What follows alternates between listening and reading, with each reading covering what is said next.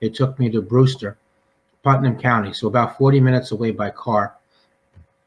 So that meant I wasn't able to leave anymore on my own. I was dependent upon the police, and I didn't have an attorney present. I wasn't given anything to eat the entire time I was there. They gave me countless cups of coffee to get me nervous. Then I was wired up to a polygraph machine, and then they launched into their third-degree tactics.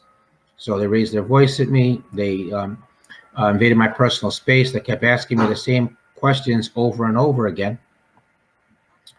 And my fear increased in proportion to the time. They kept that up for 6.5 to 7 hours. And so through doing threats and false promises, and, eventually I'm telling me that I wasn't going to be arrested, they just tell them what you want, you go home. And so eventually they broke me. And by the time it was all into I collapsed into the floor into a fetal position, crying uncontrollably.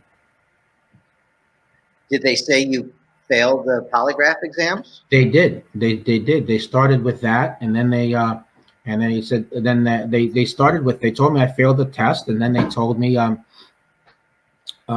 what do you mean you didn't do it? Just tell us, well, that's what they said. They said, what do you mean you didn't do it? You just told us through the test results that you did. We just want you to verbally confirm it. And that's when the officer who had been pretending to be my friend, he came in the room and told me that the other officers were going to harm me, but that he had been holding them off but couldn't do so any longer, that I had to help myself. Then he added that if I told them what they want to hear, I could go home, that I was not going to be arrested. So being young, naive, frightened, 16 years old, I wasn't thinking about the long term. I was just being concerned with my own safety in the moment.